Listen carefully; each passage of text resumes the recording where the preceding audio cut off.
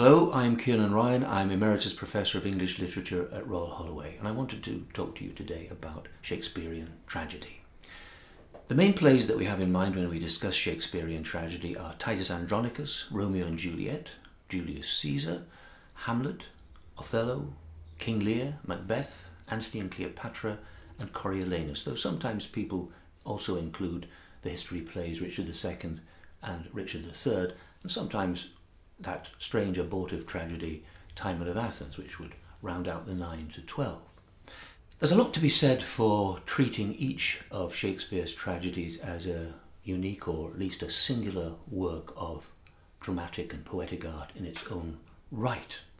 But that doesn't preclude there being something distinctively Shakespearean about their tragic vision that sets them apart from other kinds of tragedy. The key feature they have in common is perhaps best illustrated by Romeo and Juliet. What makes their fate tragic, in the Shakespearean sense, is that they live at a time when the love they discover, this extraordinary, more equal, mutual or reciprocal kind of love, cannot survive because it belongs to a future women and men are still struggling to create today. It's the kind of love summed up so memorably in Juliet's wonderful lines: my bounty, my generosity, my capacity to give. My bounty is as boundless as the sea, my love as deep.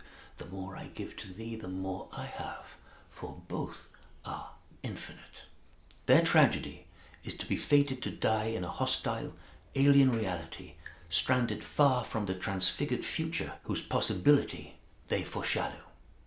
It's not hard to see how the same holds true of the other great tragedies of doomed love, Othello and Antony and Cleopatra.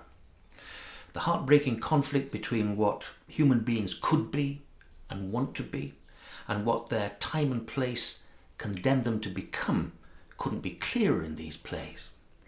Shakespeare's creation in them of characters who can't come to terms with their world reveals the capacity, the potential of human beings, then and now, to be radically different from the way their world expects them to be or allows them to be.